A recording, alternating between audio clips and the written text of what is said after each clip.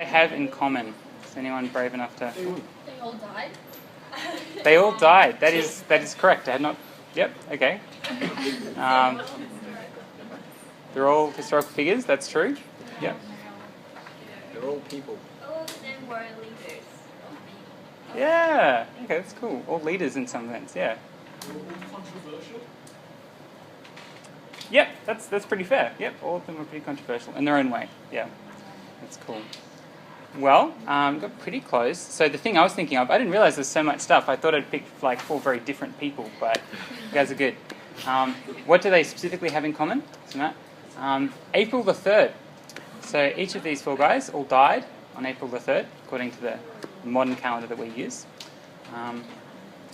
Now, I didn't really expect you guys to kind of guess that. I was being a little bit unfair, because kind of, sure, they're 4 kind of important people from history, but who knows, like, when famous people have died? Like, that's a kind of odd fact to know.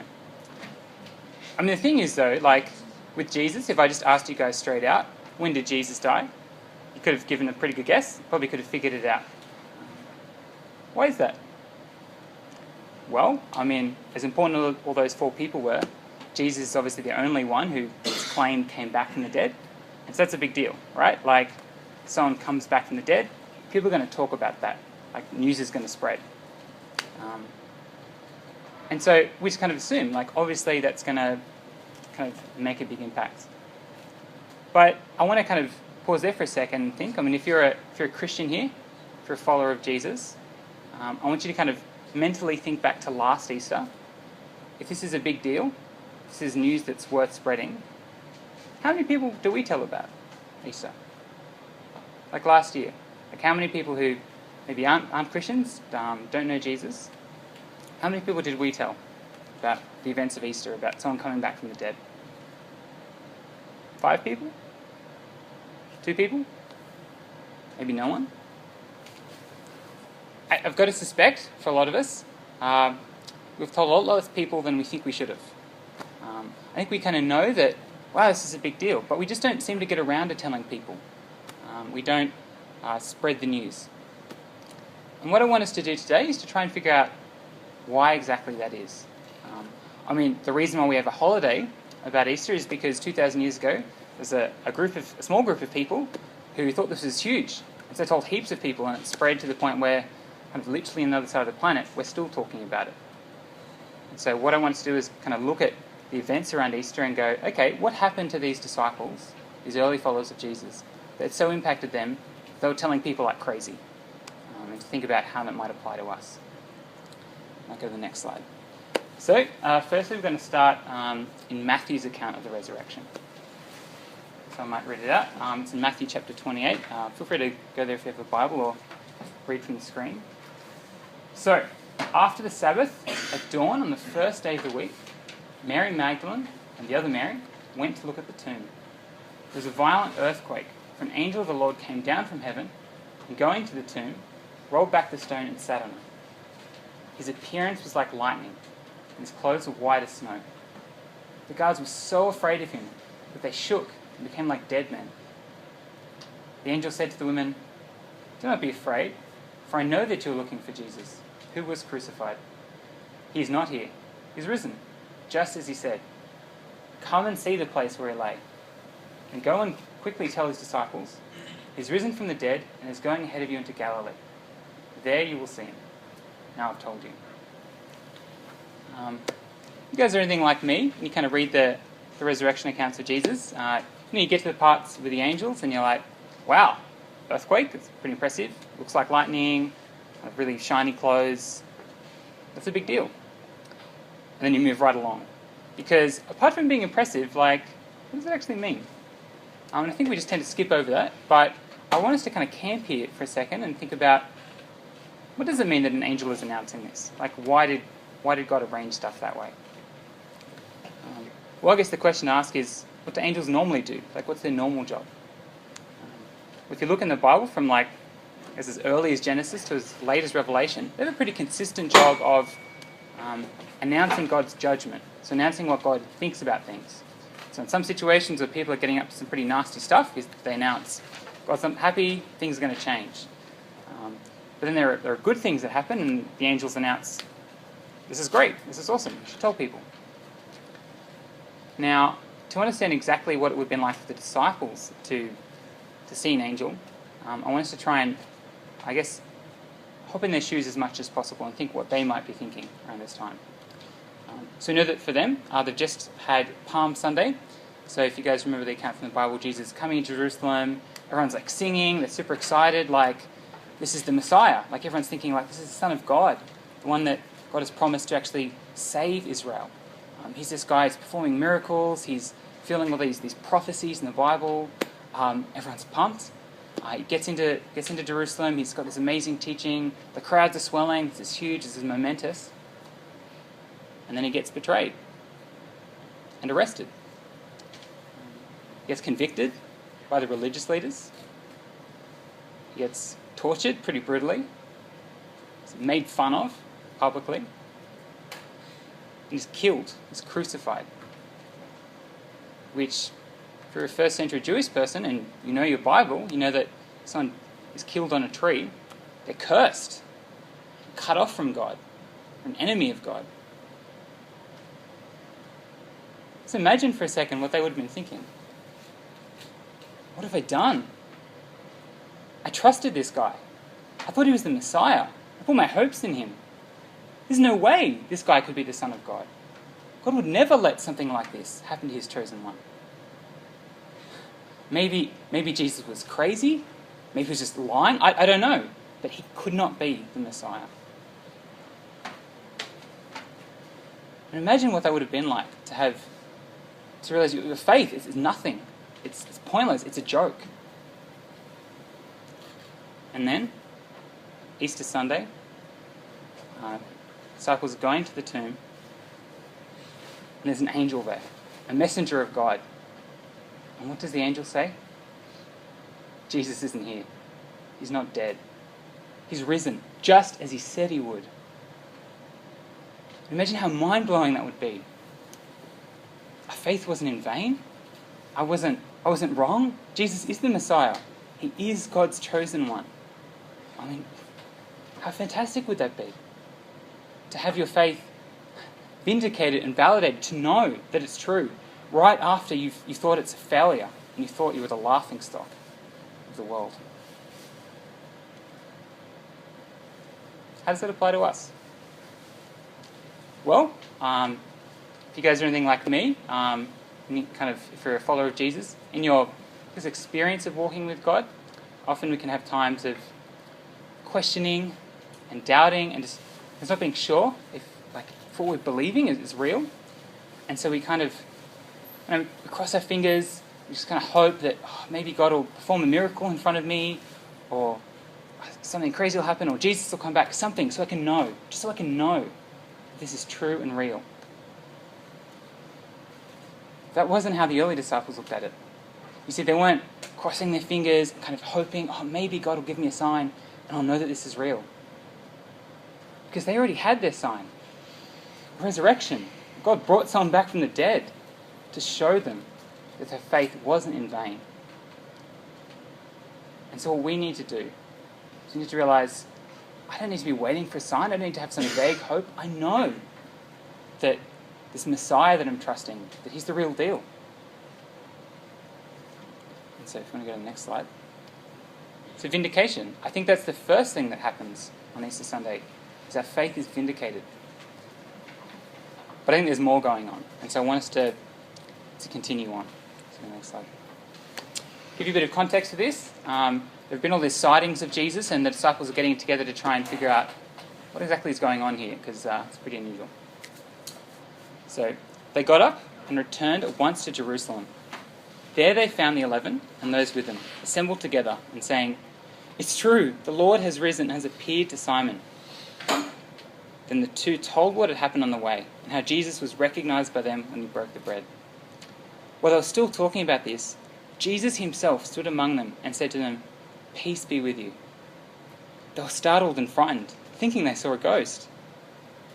He said to them, "Why are you troubled, and why do doubts rise in your minds? Look at my hands and my feet. It is I myself. Touch me and see. A ghost is not of flesh and bones, as you see I have." When he said this, he showed them his hands and feet. While they still did not believe it because of joy and amazement, he asked them, "Do you have anything here to eat?" They gave him a piece of broiled fish, and he took it and ate it in their presence.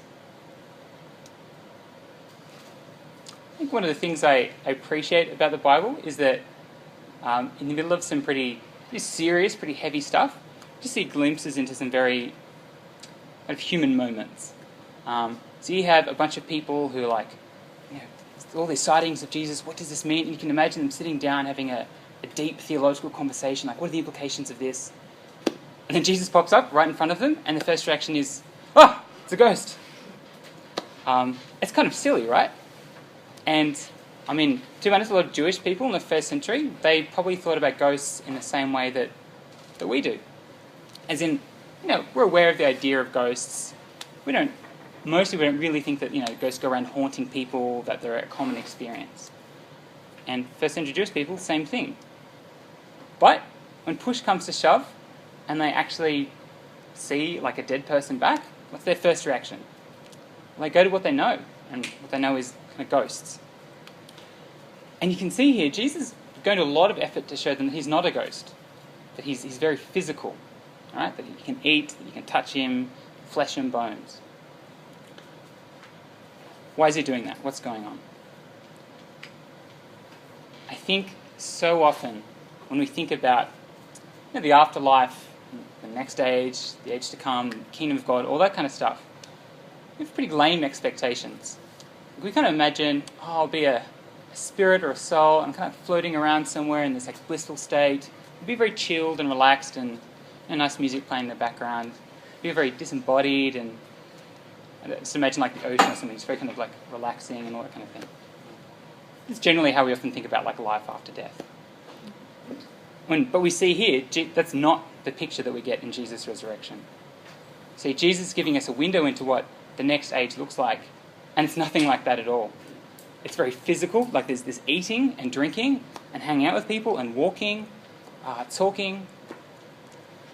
I think that's incredible that Jesus is going to all this effort to try and break the disciples' picture of what's to come next. And I think that's because they needed to realise, and we need to realise, that the hope we have for the future is a lot better than the lame picture we have of like just being a spirit somewhere. Right? Whenever the Bible talks about the new age, the kingdom to come, the pictures are incredible. Like I've never seen someone pick up a Bible, read the promises of what's to come, and be like, "Oh yeah, I saw that coming. Like that was pretty reasonable. I expected that." Like no, like it's incredible, glorious, trippy, confusing, new. It's never what we expect. I think we need to understand that for the disciples, Easter Sunday was a glimpse into this incredible hope that they have, this incredible future that's so much better than what they thought they were going to get. I mean, Revelation talks about, it's this little snapshot about the kingdom of heaven coming down, and this incredible glorious city with angels everywhere. There's no more tears or pain or sorrow, no more ocean, which is kind of confusing. Lots of stuff going on. And even the Bible is just this little picture into what we can hope for and expect. And so if we go into the next slide, Easter brings about a revolution in the way we think about our hope. So you see, first it vindicates our hope. So we know that what we believe is true. Then it changes what we're hoping for. It shows us that our expectations are pretty low. And we've got a lot better coming. But I don't think that's it. I think there's more going on. I think something else happened to the early disciples that made them want to tell people about Easter, to want to share about that. Now you can see these two little snippets from those resurrection accounts. You see in the accounts of the disciples, they're confused, scared, freaking out, doubting sometimes, but consistently in every account, you see joy. I think it's kind of the simplest, most profound thing that happens at Easter. It's joy. When the disciples were trying to sum up the message of Jesus, that is life, death, and resurrection. How do they sum it up? What was a phrase of summing it up? They called it the good news. Right? They thought this was good news. I think sometimes we forget because we've made it so abstract or theological. This is good news. Jesus has come back. Look at the hope we have. We know we have a sure hope now. We have this incredible hope that's better than what we were hoping for. And that made them joyful. And you see the disciples, like, when they see Jesus, when they hear about Jesus, they're running around telling people. And that's what you do when you get good news. You're so excited. You don't keep it to yourself. You're acting a little bit crazy. Like, you tell your friends, oh, can you believe this happened? Da, da, da. Like, sometimes you're a little bit embarrassing, but you're happy, full of joy. I think that's what's happening with the disciples. So they realize the implications of Easter. And it just makes them happy. Like bouncing off the walls, can't sit down, kind of happy. So if we go to the next slide. I wanted another shin word, and so I had to kind of use a synonym thing. But jubilation. It's this incredible, party is going on in the hearts of the disciples. They're so excited about this.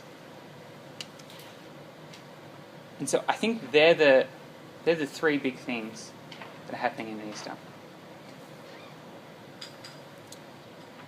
Now, in one sense, this talk is kind of like Easter. If you hear it and you go, that's interesting, I'll take that on board and I'll reflect on that, you've kind of missed the point.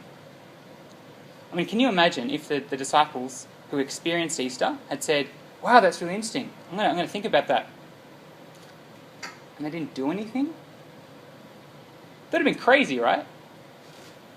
I'll keep that to myself. It would have been crazy, and it still is crazy, right? But so often we manage to kind of get through Easter and not be telling people this crazy news. And so what I want to challenge you guys with is if you really do think that our faith has been vindicated, that we know that our trust in Jesus has a sure foundation, if you get the implications of how awesome it is, like the incredible hope that we now have, and the picture we get into the kingdom of heaven because of it, and if you're happy about that, as in if you're like, this is a great thing, like this is incredible, like in the midst of a world that's pretty messed up and things don't always go the way I want it to realize that God is powerful and He's bringing about new life and new hope. If you're happy about that, then why wouldn't you want to share it with people? And so I've got a challenge for you guys, or rather like Student Life has a challenge for you guys. Because we're all about people being able to share their faith. And feel like it's Easter, like in our culture people still think about Easter, it's mainly about chocolate now, but there's an avenue, like it's on people's minds. And so why not take advantage of this to share this kind of 2,000-year-old truth that someone has come back from the dead, and that's changed the world. And people need to hear about it, and it's good news. And so what we've got, we'll see up front in a little bag thing, we've got some Easter eggs, little chocolatey ones. And what I'm going to ask you guys to do is to actually share it with friends. So thinking back when I was a student, I got challenged one year to kind of share during Easter, to actually go to one of my tutorials and kind of share a little bit about Easter. And I was pretty nervous, to be honest, when I knew that, so most of the people in my class weren't Christians. I knew my lecturer definitely wasn't a Christian. I was like, but no, I want to do this because this is good news. And so I remember kind of nervously walking up to my lecturer, and I was kind of expecting that he'd say no, but I was like, would it be okay if before class started I got to hand out some Easter eggs for free and just quickly share with people for like a minute or two what I think Easter's about and why I think it's a big deal. And my lecturer was like, sure. And that was about as hard as it was. I was like, oh, okay, that was really easy. And then I got to share.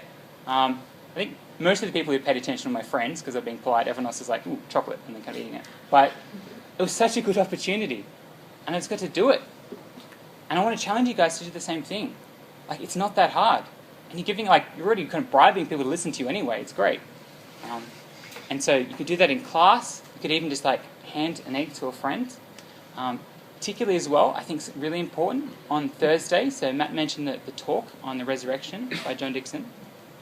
I think that's such a good opportunity to invite friends to. I mean, I know for me personally, part of my journey of becoming Christian was realizing through historical evidence that, whoa, Jesus actually came back from the dead.